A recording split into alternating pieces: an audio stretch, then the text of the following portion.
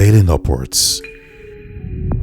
On the 24th of January 2018, Phil Spencer promoted Matt Booty to head of Xbox Game Studios, giving him direct control and responsibility for all video game content and output under the Microsoft banner. Prior to this, Matthew was tasked with the management of Mojang Studios, which was acquired in 2014. His main duties as corporate vice president of Mojang was dealing with the management, planning and integration of Minecraft into Xbox's corporate structure. This also entailed dealing with the IP's growth strategy and unified expansion to new platforms such as console and mobile. On acquisition, Minecraft boasted 40 to 50 million sales. Fast forward to 2023, and that number sits at around 300 million and counting, making Minecraft not just one of the most recognizable IPs out there, but the best-selling video game of all time.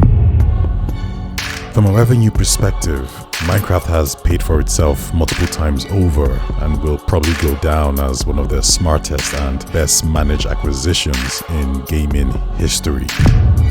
On Minecraft's acquisition and management, former CEO Bobby Kotick of ABK stated he pulled out of acquiring the studio back in 2014 due to the confirmation he had from the founders and leadership that they were planning to leave upon sale.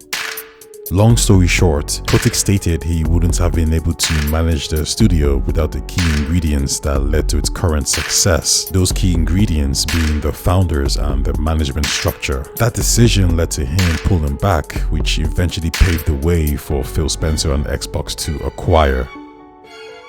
And on Xbox's management of the studio post-acquisition, Bobby Kotick credited Matthew saying, "This guy Mabudi went in and did a really great job." And that's an acquisition he felt he would have struggled to manage.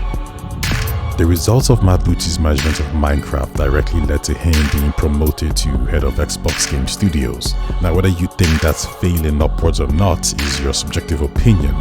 From an objective point of view though, everything here makes sense. Let's talk 2018 and Xbox Game Studios.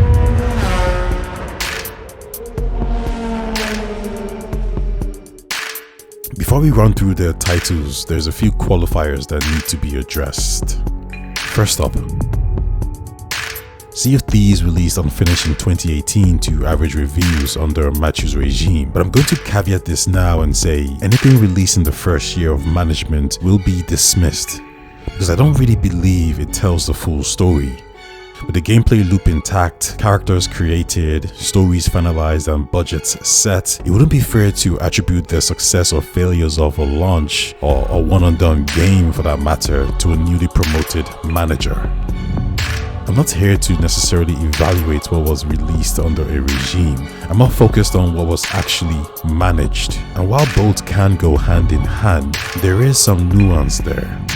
As a cross-reference, I give no credits to Herman Holtz for the success or failures of The Last of Us 2, Ghost of Tsushima, and Miles Morales, as all those games released 1 year into his tenure as head of video game development at PlayStation Studios. He does, however, get credit for Astrobot, Ghost of Yote, and the upcoming Wolverine title by Insomniac Games. So while we can't attribute Sea of Thieves' bare bones launch to Matt Booty's portfolio, we can attribute its current growth trajectory and player count to him, at least from a continuous management perspective. Sitting now at an 81 Metacritic via PlayStation publication and a very positive rating via the Steam user storefront, the live service title Sea of Thieves has amassed over 40 million players, making it one of Xbox's most successful new IPs, and its success can be attributed to the growth strategy enacted by the head of Game Studios upon release. Similarly, we can say the same thing with State of Decay 2. No attribution for launch, but he does take credit for its current standing, which puts it at over 10 million players and a very positive rating on Steam. Keep in mind, Gamepass is a factor here as well. Now, there's some additional caveats with Bethesda, ABK, and independent partnerships, but first, let's just talk about Xbox Game Studios from a Metacritic point of view. Gears of War 5, Halo Infinite, Pentiment, Psychonauts 2, Forza Horizon 5, Forza Motorsport,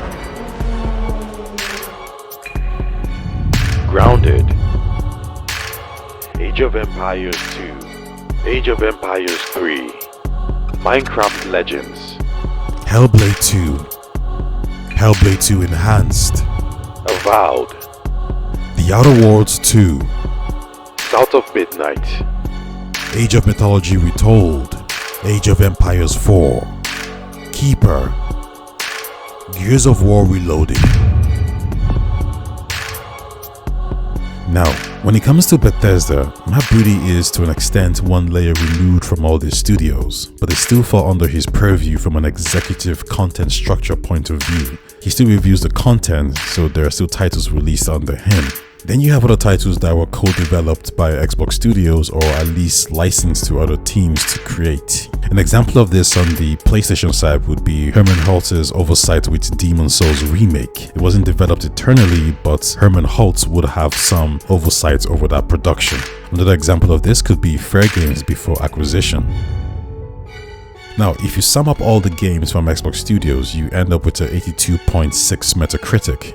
If you add the Bethesda titles under Matthew, that number goes up slightly to 82.95. Now, if you add the partnership games, that number goes back down to 82.8. Now, I'm not here to say this average is good or bad, that's entirely up to you. But it does paint a better picture as to why things are the way they are.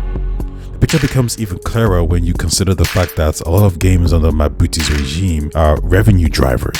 And I'm talking Forza Horizon 5, which is estimated to have around 48 to 50 million players, Sea of Thieves at over 40 million players, Flight Simulator at 15, and Grounded at 25. That's not even considering Fallout 76's growth under his management, which grew by 6 million players, and Elder Scrolls Online by 1. And all this while ignoring the successful management of Minecraft into its current standing today. And the only other IPs that we know that could have the same relevance or importance is Fortnite, GTA, and Roblox. I think it's fair to look at the management of some of these titles that have been in development for some time, and even the ones that ultimately got cancelled. But when all this is considered, if you had the same resume, would you call yourself a failure?